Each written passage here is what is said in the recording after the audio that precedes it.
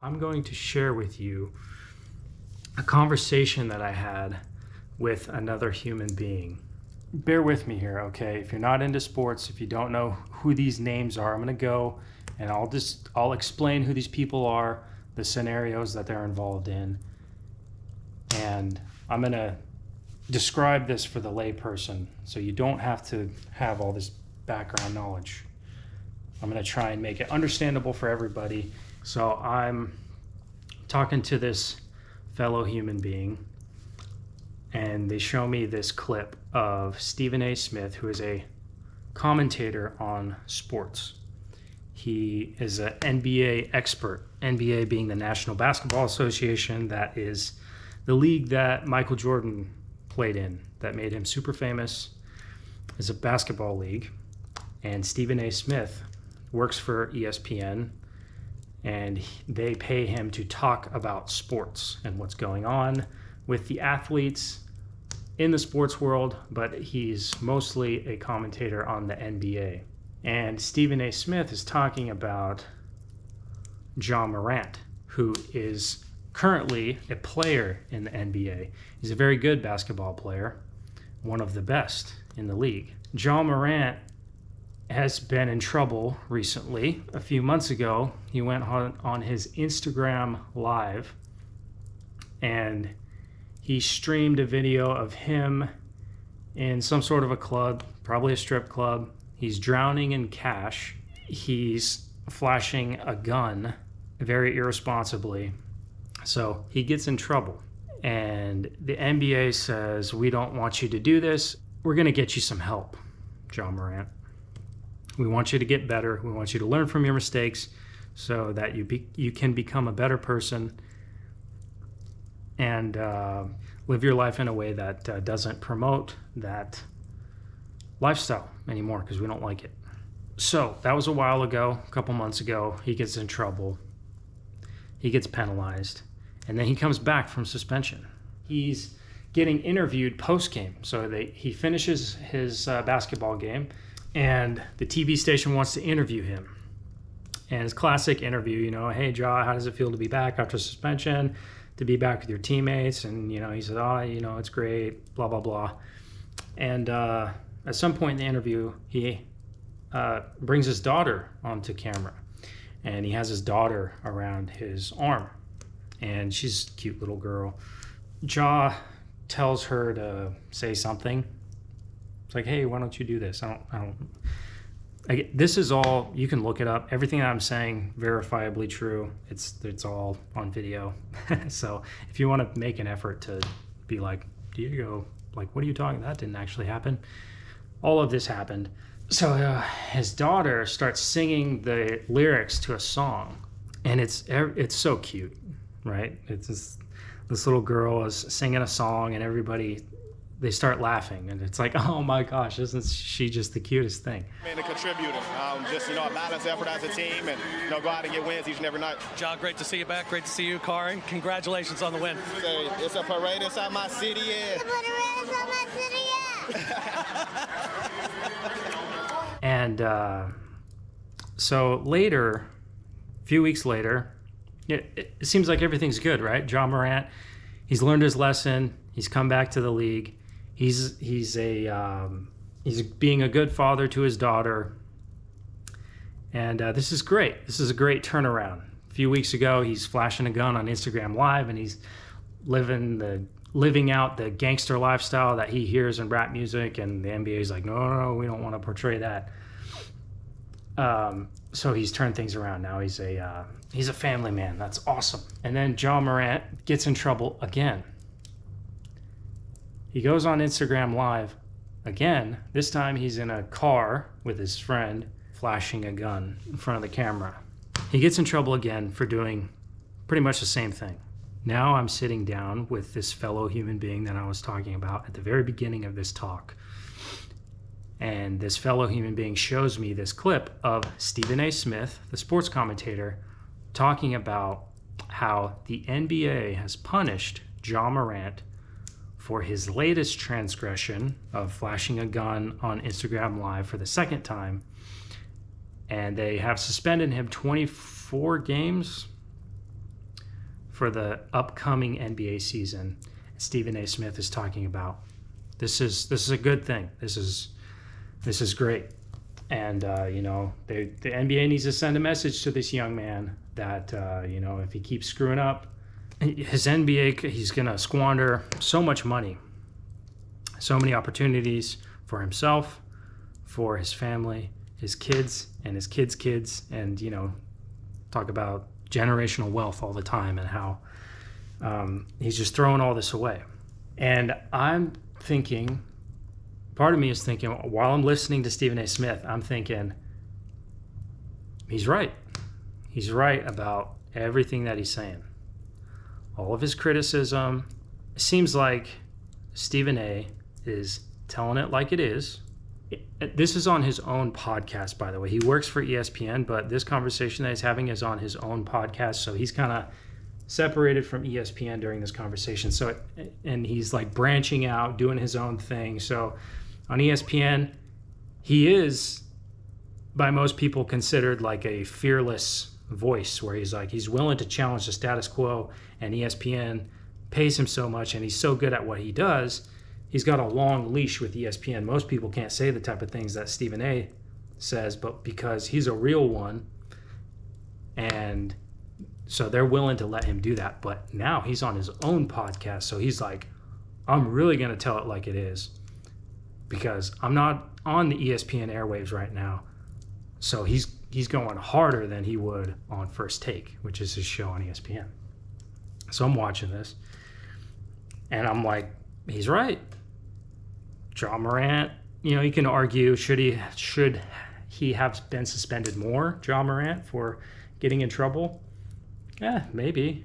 What he's doing is pretty stupid, and you can only do this for so long before the NBA is just going to be like, dude, you're out. Like, we can't keep paying you to be an idiot. Yeah, you're really good at basketball, but you're really hurting our image here.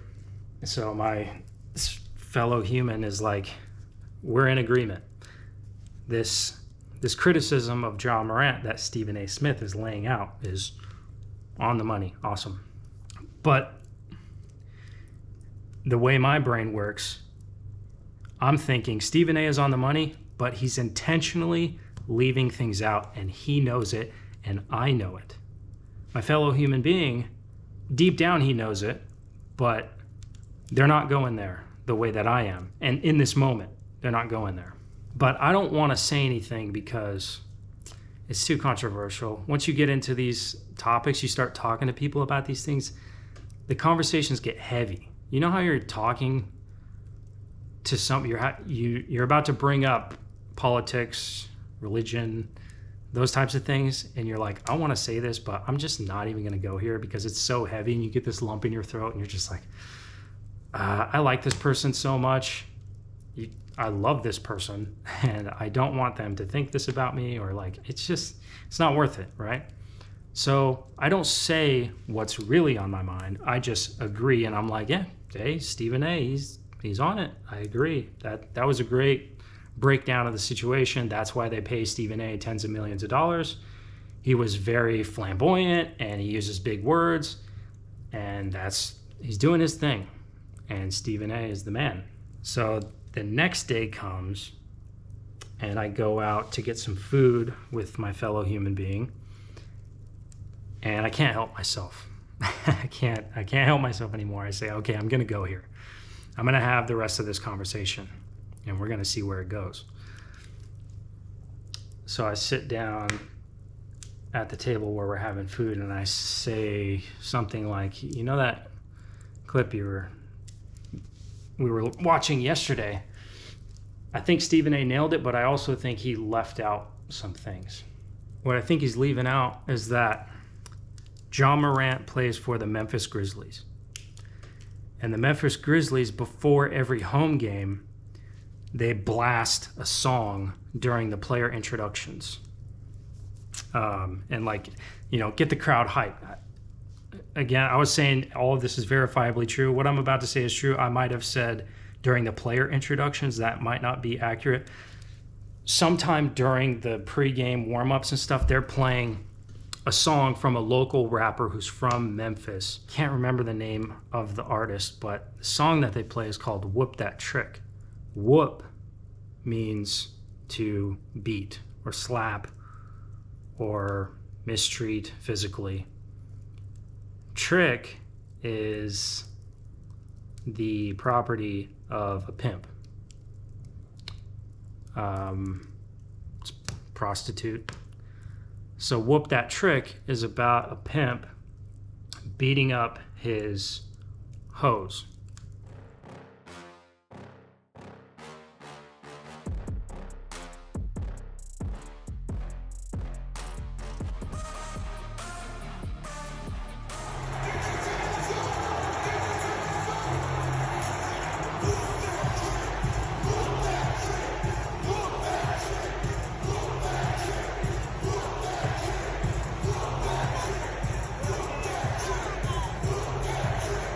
They play that song before Memphis Grizzlies games. So while Ja Morant is on the court, he's warming up for the game.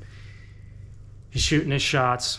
He's getting in the zone. Everybody's vibing. The crowd's getting hype. They're playing that song. That promotes the lifestyle that Ja Morant is emulating in his Instagram Live. Flashing his gun, making it rain in the club. So the NBA is fine playing that song. The league is fine playing that song.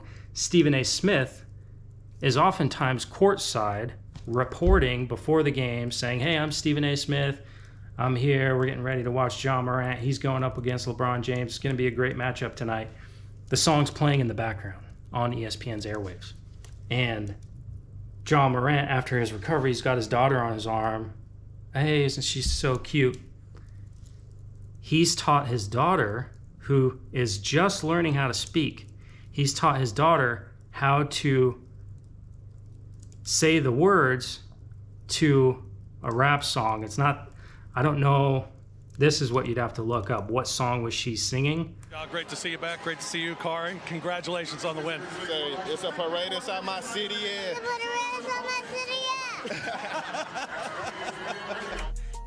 It's a parade inside my city, yeah. Ass shaking, giving ammo, bitch. Still with the click, you know, for shit we don't switch. I put this hoe inside the trunk, she try to diss me, dump, bitch. Guarantee it's not, the lyrics to the song are not wholesome and not something that a girl of her age or any human being of any age should be singing, because it's straight garbage and it's degenerate. And it's something that the NBA, if they're mad at Ja Morant for promoting a certain lifestyle, why are they allowing that song to be played? And why are they okay? And why are we okay, the viewers and the ticket payers that come to watch Ja Morant play basketball? Why are we okay with him teaching his daughter the lyrics to that song, but we're not okay with him flashing his gun on Instagram Live and making it rain in the club? That's the level that Stephen A. Smith is not willing to go to, because Stephen A. Smith goes on his show on a different episode and he says the thing that he thinks about all the time is, how can I make my bosses money and how can I get some of that money? I wake up every day with two missions in mind. How do I make my bosses more money, and how do I get some of it? That's what drives him. And that's what he's encouraging viewers of his show. And he talks about the black community a lot because he's a black man and he wants to help the black community live a life like he's lived. He wants them to do better than they're doing. And he says the names of the people who write his checks, who sign his checks. I can't remember. I mean, obviously, so ESPN's owned by Disney, which is Bob Iger, I think, is the CEO, and then somebody else owns ESPN. So he's naming off these people who sign his checks. You think the guy who owns ESPN doesn't know all of the things that I just said that I know? I'm some dumbass in a cabin in the woods, and I'm just observing all of this. And I know that the CEO of ESPN and Adam Silver, the commissioner of the NBA, knows that they're just fine playing the song that promotes, that tells Ja Morant to live out a certain lifestyle because he's got all this money. They pay him a shit ton of money. And with that shit ton of money, what do you do with all that? Well, you do what the other people who have been paid a shit ton of money that come from where he comes from. But there's the funny thing. He came from a 2-parent household and he didn't come from that, but he wants to live out that lifestyle. Why does he want to live out that lifestyle? Because that's what he's being told to do. So Ja Morant is a young 20-year-old black man who, that's why I feel sorry for him. What the hell is he supposed to think? I'm doing what you all want me to do. What I'm being told to do. And then you say I'm in trouble.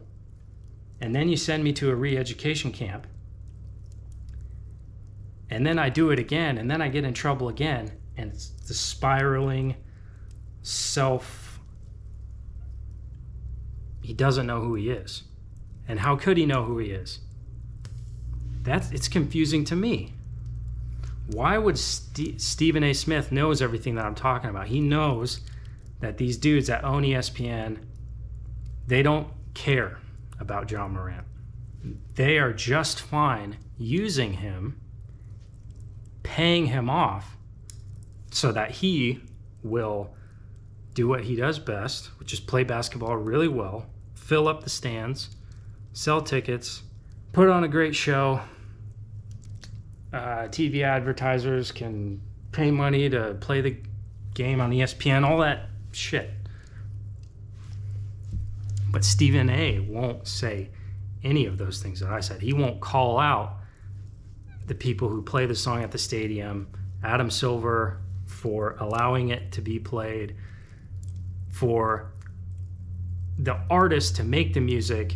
Well, Diego, some of those rappers are they're just talking about their own experiences, their lifestyle. What else are they supposed to do? No. I recommend you go and listen to an interview with, I think his name is Lyor Cohen. He was talking to Charlemagne the God and other hosts of this radio show, and they're interviewing this music producer, Lyor Cohen.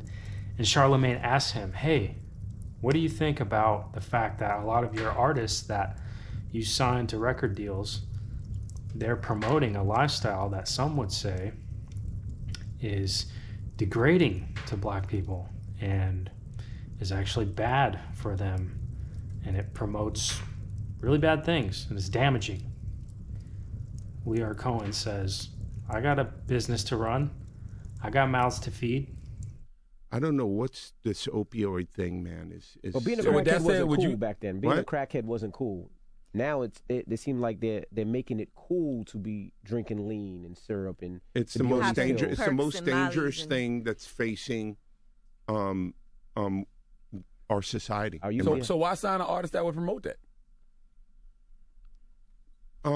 Because I already answered that question. You weren't paying attention. She asked me talent or issues, and I said talent. But I have to. I can't give up on people. But I'm saying that's hypocritical, though. You're saying the It's opioid problem's a problem. opportunistic. Yeah. I got people to feed. I got a business to run. You're gonna make Dame Dash take this clip and call you a culture vulture. Who's Dame Dash? You brought him up. I don't even know him.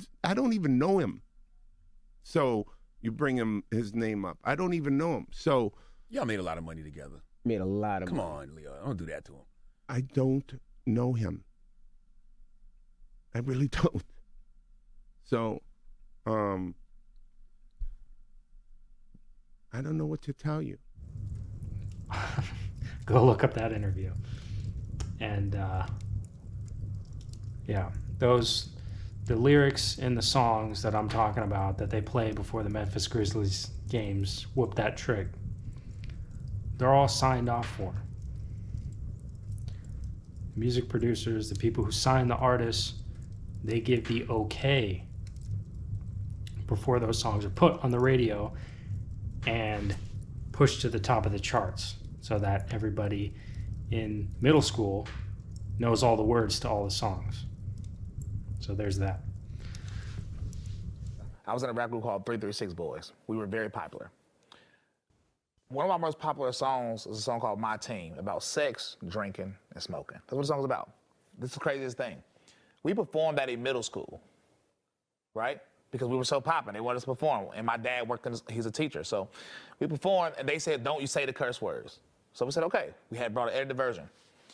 When we performed, because the song was one of the #1 songs on the radio stations in North Carolina, every kid knew the lyrics. They said the curse words for us. And now I think a month ago, I looked back at that video and was like, we did this.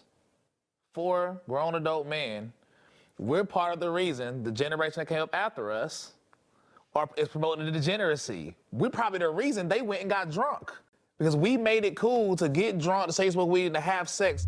And here's another thing that he said. This is what my fellow human being really disagreed with me about. Stephen A. Smith went on that same show, and he said he had a conversation with some dudes. He grew up in Queens, New York. And he had a conversation with some neighborhood dudes. They were hanging out on the corner, and they told him, get the F out of here. You're better than this. You don't have to live this lifestyle. We have to. We don't have a choice.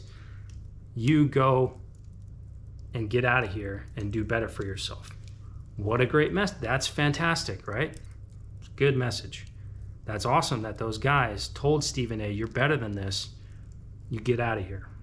And that's the message that Stephen A is telling to his audience, is that it's okay for those guys to do it, to sell poison to people in his neighborhood, to somebody's mom, so she's gonna tweak out and leave her kid alone, and he has no place else to go but go hang out with the dudes that sold her the poison and is gonna continue this endless cycle. It's okay for those guys to do it. It wasn't okay for Stephen A because he was good enough to play basketball and get out of there with a basketball scholarship, and then he worked hard enough to, once he realized he wasn't going to make it in professional basketball, become a sports commentator and make tens of millions of dollars. It's okay for him to not do that because he had a choice, because he was smart enough, talented enough physically. But those guys, they didn't have a choice, because if they were to go to their boss and say, I'm not doing this anymore. I don't want to poison that little kid's mom anymore. I'm out of here. If he says that, he's going to die. And his whole family's going to die. That's what my fellow human being, when we got into this conversation, he said, those guys don't have a choice. In a way, they have a choice. They can say, I don't want to do this anymore. And the consequence of that is their whole family's going to die. What I'm saying is, they do have a choice.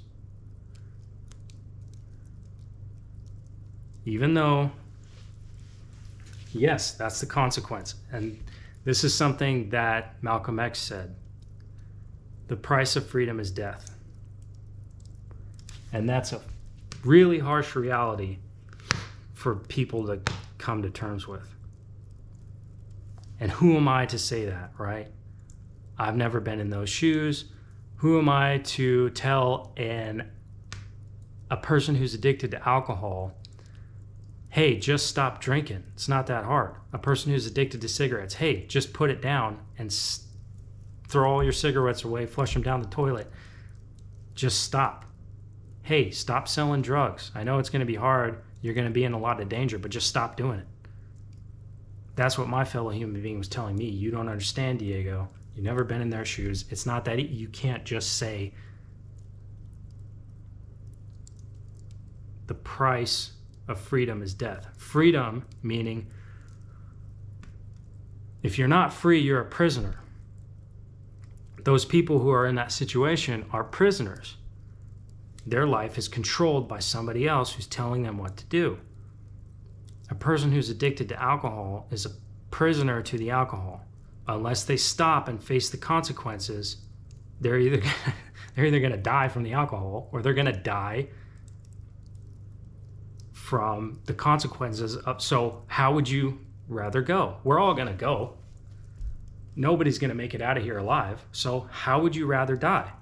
Would you rather die a prisoner to your sin, a slave to sin, or a free man, or a free woman, a free person? That's the decision that people have to make. Easy for me to say, right? What a piece of shit I am. Diego, what you're saying is crazy. Give me freedom or give me death. Yeah, it's a nice slogan, but are people really gonna do that? You got the option to take a bag of money and live the rest of your life comfortably with your wife and kids. You're not gonna take that? What I will say is, you think the Union soldiers in the Civil War didn't have wives and kids? You think they weren't given a choice to give their life for something, or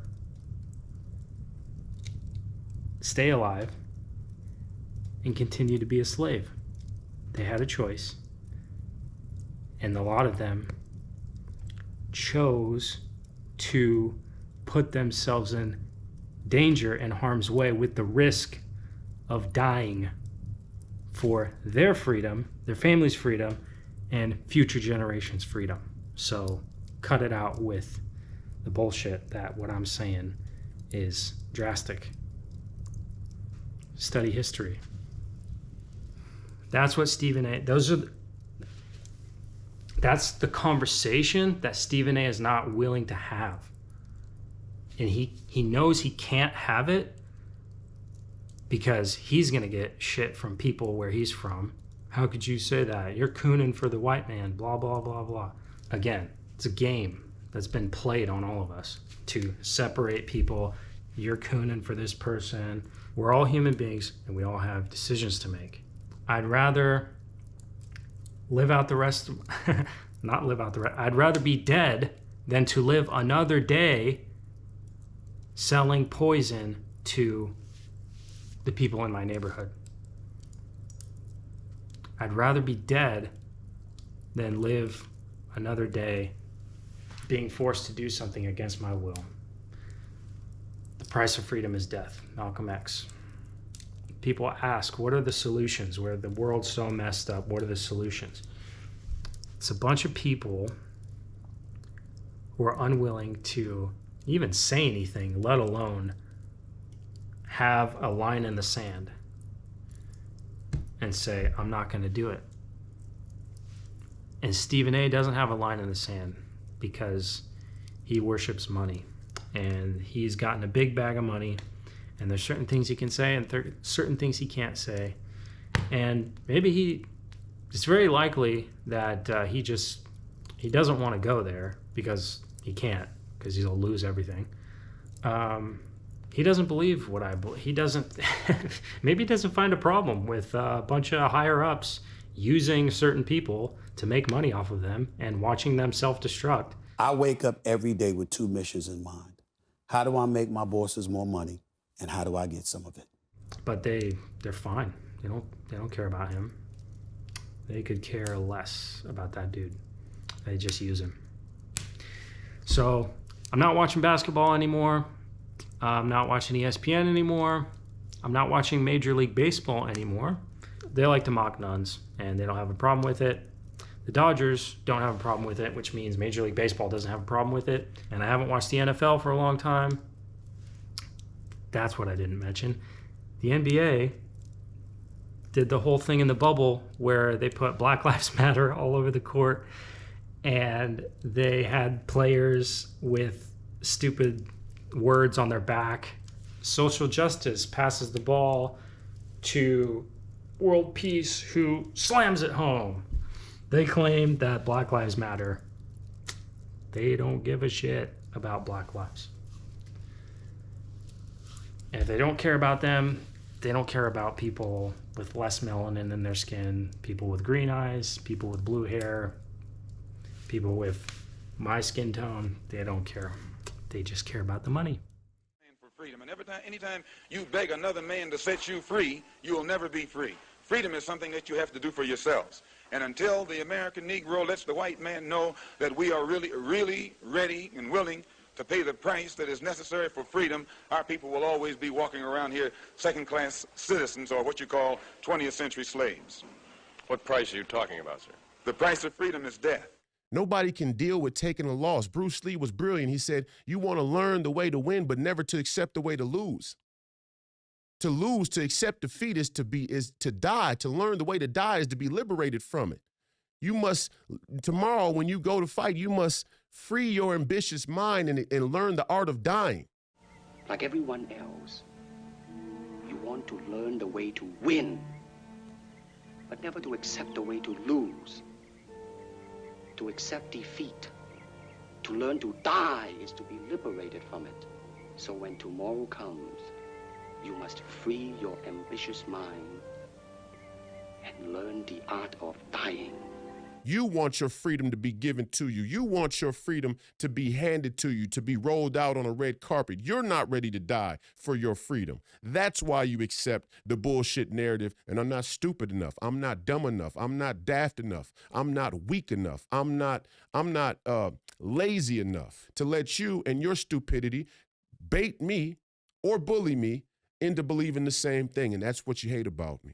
Because we made it cool to get drunk, to say smoke weed, and to have sex. So I do think it's the man fault, because we are the leaders. We're the people that's supposed to lead. Because I know for a fact, I know for an absolute fact, I have contributed to somebody engaging in degeneracy. I know I have. I watched them on 2 eyes. So we do need to repent, and I think this is heading towards that way.